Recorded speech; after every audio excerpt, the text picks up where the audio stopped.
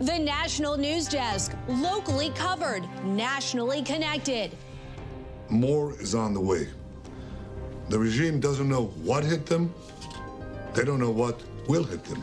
Israel threatens a long war, but Iran has fired back, hitting Tel Aviv. The latest on the ground as President Trump seems to be getting more involved. The anti-ICE protests continue across the country as law enforcement preparing for a weekend full of demonstrations. The preparations happening right now to deter violence.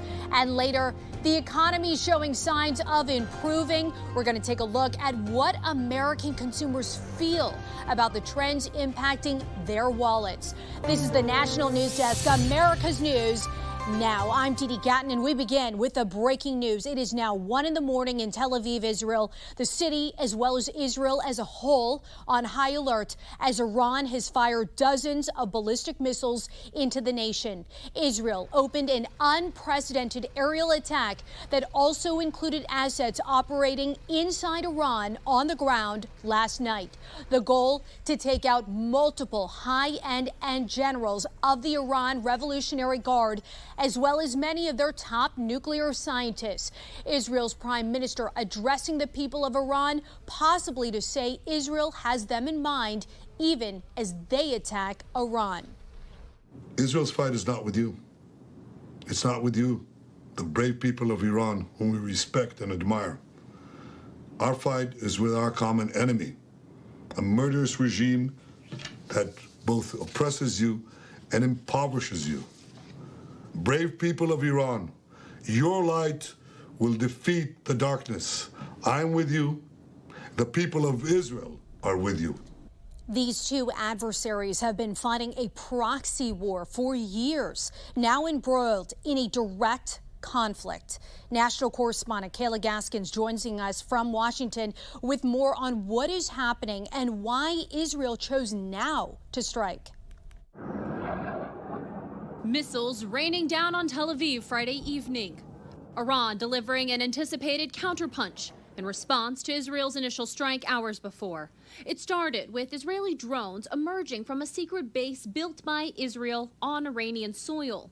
These drones crippled Iran's aerial defense system, opening the skies for Israel's Air Force to fly in and strike the heart of Iran's nuclear program. The attack also killed Iran's leading nuclear scientists and top military commanders. We spoke with Israeli Brigadier General Amir Avivi. Do you think Netanyahu would have gone forward with this attack without a green light from President Trump? I think he would, because this is really existential, but I'm glad that President Trump understands exactly what we're facing. Israel saw a window of opportunity and took it. Iran's terror proxies that once sat menacingly on Israel's borders have been systematically reduced since the October 7th attack. And there was an understanding that if we launch an attack on Iran, we have to fight all the proxies. Hamas is hanging on to its existence by a thread in Gaza. Hezbollah is not doing much better in Lebanon. While the Houthis are still firing missiles, they're also weak, in part thanks to strikes by the U.S. The Iraqi militia are in disarray, and the Syrian regime that supported Iran toppled. So yes, Iran is pretty alone, and this is why Iran is trying to move faster towards nuclear capabilities, and Israel is not going to let them do that. Tehran announced Israel's actions amounted to a declaration of war, something Danny Citronowitz, an Iran expert we spoke with after the attack, agrees with. We are in a war with Iran. It's not a campaign. It's not a fiction. It's a war. We have to be very cautious right now because we're only on the beginning stages of probably a long campaign. And operationally, yes, we have the upper hand, but strategically, we can find ourselves in the lower hand. And Didi, directly before Iran's counterattack, Iran's Ayatollah gave a speech on Iranian state TV saying, quote, strong action should be taken and will be taken, and we will have no leniency. Such interesting comments about who has the upper hand, strategic or not. Kayla, we are also learning more from Israel about Iran's latest missile attack on Israel. What are Israeli officials saying? Well, I think it also goes to show, Didi, that as much intelligence as Israel has, they really don't have a complete, confident grasp as to how strong Iran is and what kind of threat they're facing. Now, Israel said that Iran's fired fewer than 100 missiles in that attack that just happened a few hours ago, and that they, quote, made a few hits. Israeli Defense Force officials say some of the hits were from interception debris. That would be their Iron Dome, an arrow system going into action there. The IDF is expecting more barrages as this night goes on, and they're urging civilians to stay in their shelters. Now, I've been in communication all day with my contacts in Israel, and they say during the daylight, some of them actually went out and walked around cities like Jerusalem and Tel Aviv. They say it felt like a ghost town on the streets as everyone else was hunkered down indoors. Those contacts, though, tell me that they are back in their shelters and they're hunkered down to spend the night. Hopefully, it's a quiet one. Dee Dee. Live from Washington, D.C., Kayla Gaskins, thank you. 4 detainees have broken free and escaped from the Delaney Hall ICE Detention Center in New Jersey at this same facility. Newark Mayor, you remember, Ross Baraka, was arrested last month. And it is also where New Jersey Congresswoman LaMonica McIver allegedly pushed ICE officials, leading to her indictment. The detainees were able to get past a dormitory wall that was knocked over after about 50 inmates had a brief uprising because their meals had been delayed. Mayor Baraka issuing a statement condemning the facility and alleged the withholding of food was a tactic of the guards. While in Los Angeles, the California National Guard can remain on the ground until at least Tuesday, following the court order against President Trump, followed by the stay placed by the 9th Circuit Court of Appeals. Also, 200 active duty Marines are now in place protecting federal buildings in downtown L.A. National correspondent Matt Galka has the latest. The standoff over military troops being deployed in California continues. 2 court decisions within a matter of hours kept the state's governor, Gavin Newsom, and President Donald Trump at odds. Newsom has repeatedly rejected federal intervention to deal with protests. The police do policing. Military, it's for the battlefield. A federal judge's ruling briefly returned power of the National Guard back over to Newsom and blocked the president's deployment of the troops, saying it violated the 10th Amendment and exceeded his authority. An appeals court quickly blocked that order, with the president writing on Truth Social in part, "If I didn't send the military into Los Angeles, that city would be burning to the ground right now. We saved LA. Thank you for the decision." The Court of Appeals said, not so fast. And so they're going to hear the case on Tuesday. And I fully expect them to say that the president is within his rights. This law gives the president wide discretion. The tensions over the anti-ICE protests boiling over. I'm Senator Alex Padilla. I have questions for the secretary. With California Democratic Senator Alex Padilla being forcefully removed and briefly detained at a press conference with Homeland Security Secretary Kristi Noem. We are not going away. We are staying here to liberate this city. Padilla and Noem met after to clear the air, but the incident could build momentum for thousands of planned No Kings protests around the country Saturday, with organizers describing the demonstrations as standing up to authoritarianism. Other states are issuing warnings to protesters to remain peaceful. If you throw a brick, a firebomb, or point a gun at one of our deputies, we will be notifying your family where to collect your remains at, because we will kill you graveyard dead. Other states are monitoring the outcome of this, as the Trump administration has suggested they might surge troops to other places they deem the protests to be out of hand. Legal experts agree that the Supreme Court will probably have the final say in this one. Reporting in Washington, I'm Matt Gelka for the National News Desk, America's News Now. As we look ahead, take a look at this map right here behind me. Hundreds of protests are planned for tomorrow in what the group No Kings is calling their day of defiance. They are seeking millions of people in more than 1,500 cities nationwide to march and show their disapproval of the president's policies, especially his stance on enforcing legal immigration. You can see some of them right here. Alaska and Hawaii, they also have planned protests. Minnesota Governor Tim Walz saying he will take part in one in Minneapolis. I believed all along we were marching towards authoritarianism, and people were telling me in December, you're overreacting. And I said, the road to authoritarianism is littered with people telling you you're overreacting. Absolutely. And it has just been the steady state. I mean, this is so predictable. So I would say I think we're in a dangerous time. I think we're seeing it manifest itself.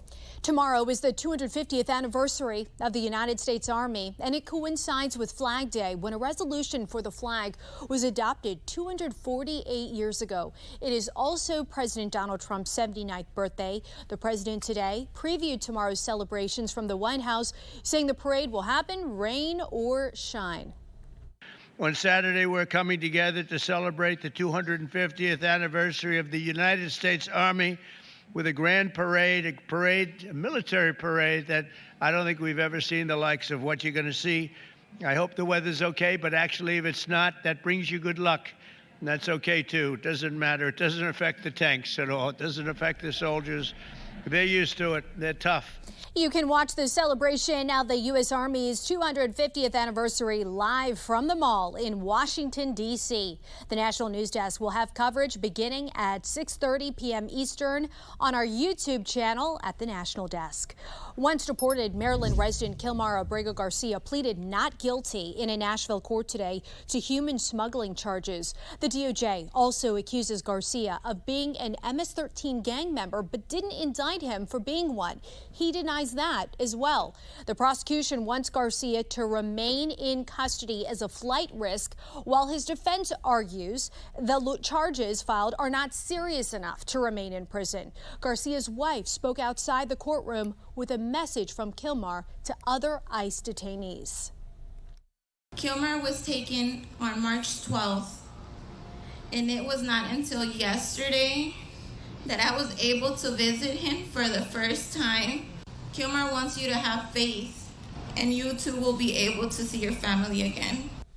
President Trump's attempt to ensure fair elections is facing a roadblock. A second judge ruling the executive order is illegal. It compels state election officials to require proof of citizenship for voters in federal elections and to only accept mail-in ballots received by Election Day. The judge sided with Democratic state attorneys general, who argued states have the power to regulate elections. Trump will likely appeal. Trump will remain liable for the $5 million in damages stemming from the E. Jean Carroll defamation verdict, at least for now. The U.S. Second Circuit Court of Appeals rejected Trump's appeal of the case. Trump has indicated he will now appeal all the way to the Supreme Court. Trump has also appealed the second verdict, awarding Carroll more than $80 million. That appeal is pending. The jury in Sean Diddy Combs' sex trafficking trial is dismissed for the weekend.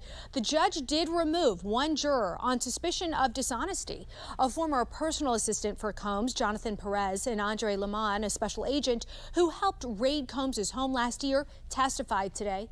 Perez said Diddy accuser Jane seemed like a willing participant in what Combs called King Nights, where he would go to a hotel with a female.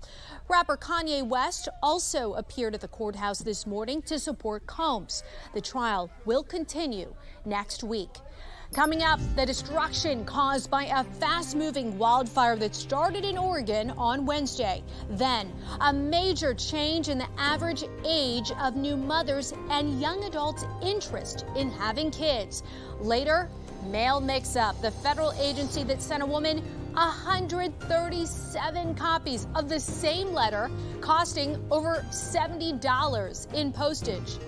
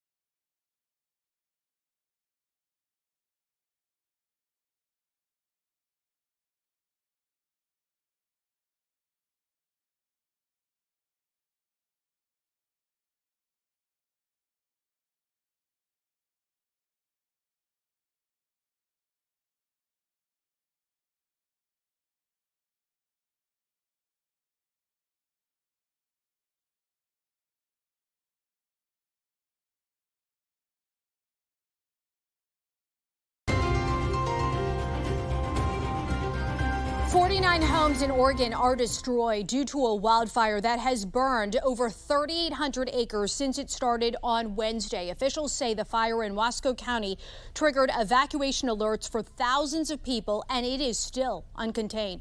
As hundreds of firefighters work to put it out, some residents are taking it upon themselves to protect their property. Back, I saw the smoke over there, and I screamed to my family, "Hey guys, come on, help me." We start putting water on the roof, on the walls, on the garden. We start putting water everywhere. I lost my shop with all my tools. I do landscaping, and I lose all my equipment. A state official says this fire is unusually large and fast moving for this early in fire season.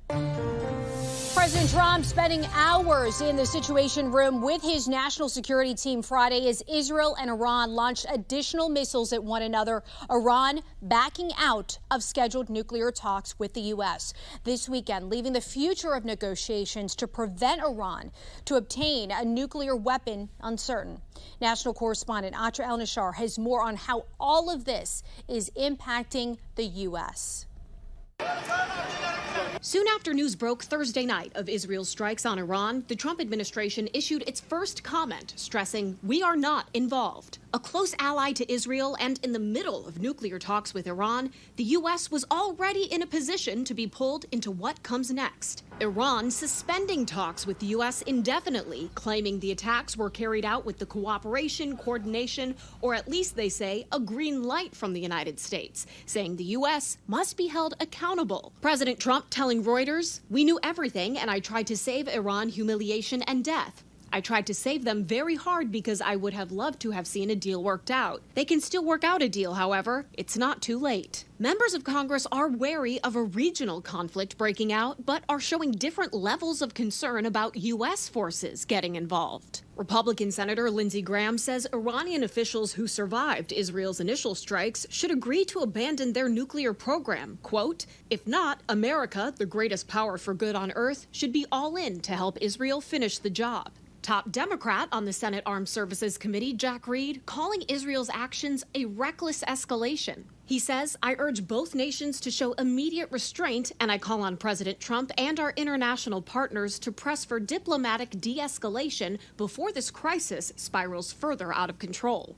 It's inevitable the U.S. will feel an economic impact from this conflict. Stocks were down Friday over the geopolitical instability, and oil prices saw an immediate spike. Gas Buddy's Patrick DeHaan tells me he expects gas prices to rise 10 to 25 cents over the next couple of weeks. Conflict increases risk of oil flows being disrupted. The degree of what happens from here on out depends on the degree in which Iran responds, or if Israel escalates the situation and has new attacks. So far, de-escalation seems out of the question. In Washington, I'm Atra El-Nashar for the National News Desk, America's News Now. Authorities now have the black box from the Air India plane that crashed just yesterday. Now, this black box holds digital flight data, including engine and control settings. It can lead to clues about the cause of the crash that killed at least 269 people and left one sole survivor. The U.S. is helping India investigate. Separately, India is ordering Boeing to do safety inspections of its 787 Dreamliner fleet. A new indication that people have been feeling better about the economy. Consumer sentiment went up this month for the first time in 6 months. The initial reading of the University of Michigan's Consumer Sentiment Index increased from around 52 to over 60. The Conference Board's Consumer Confidence Index also increased recently. Still, the number was higher in December. Going by the numbers even further, the average age of mothers giving birth continues to climb. Take a look. A new CDC report shows the average age of all moms giving birth in the U.S. rose from 28.7 in 2016 to 29.6 in 2023. The average age of first-time mothers went up from 26.6 to 27.5. Health professionals say the reason includes changes in social expectations, fertility technology, and childcare costs. Gen Z and millennials may be rethinking having kids at all. A new survey says they are backing away after looking at the cost and stress of raising a child. The National News Desk, Angela Brown explains. Gen Z pop star Chappell Roan is known for her powerhouse vocals, but it's this viral comment that has people talking. All of my friends who have kids are in hell. I actually don't know anyone who's like happy and has children. And many young people are saying the same thing. A new Care.com survey found that Gen Z and millennials are questioning having kids. 44% said they have no desire to have kids. 68% pointing to cost. 73% the difficulty finding reliable care options.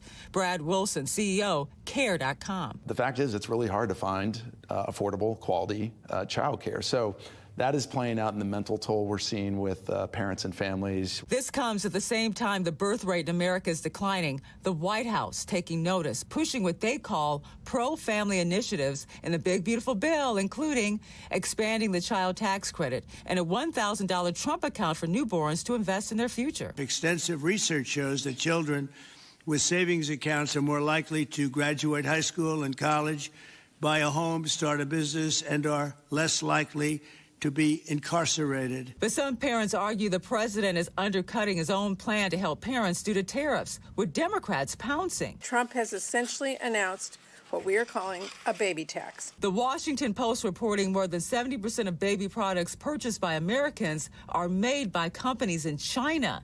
The Trump administration says it will look into tariff exemptions for baby products. In Washington, D.C., I'm Angela Brown. We will kill you graveyard dead. We're not going to play. More on the stern words of warning from Florida officials to potential violent protesters. We're back in 90 seconds.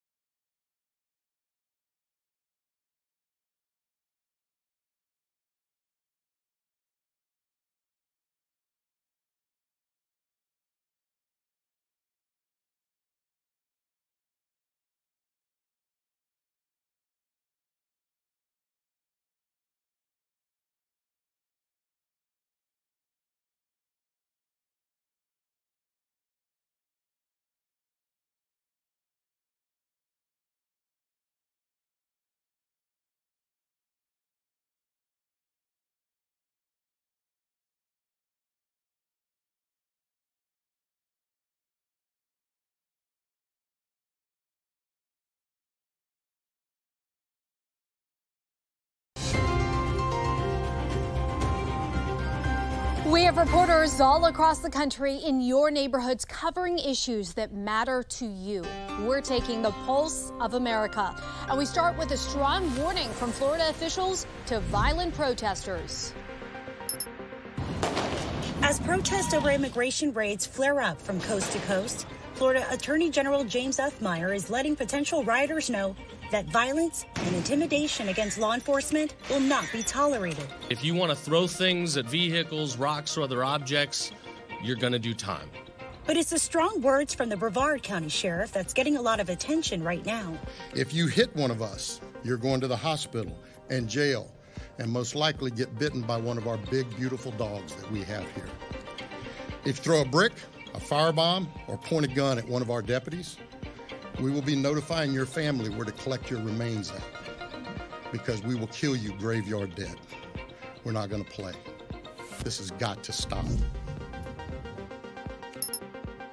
And we have learned that this weekend, ICE is planning to engage in a massive immigration raid at the cherry auction in Fresno. This statement during Thursday's Fresno City Council meeting spread quickly online, leaving many immigrant communities worried. So I would advise our immigrant community that they should stay away from the cherry auction this weekend. The auction posted on its social media Thursday it has no knowledge of any planned raid at our facility, and added that council member Arias claiming to have that information is, quote, puzzling and offensive. The Fresno County Sheriff's Office also says it's not aware of any immigration operation in our area, but it encourages the public to not spread messages about pending immigration operations. One after another after another. And it's the same exact letter every time. All 137 piled high on Brenda Cowette's kitchen counter. Cowette, a licensed therapist contracted through Child Development Services, says she's been on the lookout for a letter from DHHS after recently applying to renew her credentials to bill through the main care system. I've done it before and I've only got one letter. And while she did get that approval again, she says she can't understand why it was sent in bulk and the waste that came with it. A spokesperson for the agency said they haven't had any other reports like this, telling us in a statement, "We are looking into what might have triggered this duplicative mailing to this provider so that we can prevent it from happening again."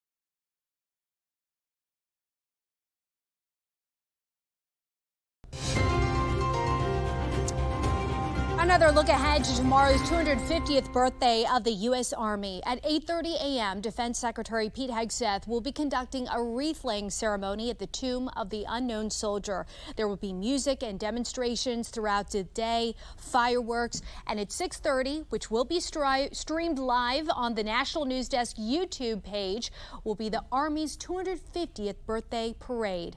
That's going to do it for us for this edition of the National News Desk. Be sure to join us again tonight as we follow the latest on the war between Israel and Iran, as well as the anti-ICE protests nationwide. I'm Dee Dee Gatton. See you tonight.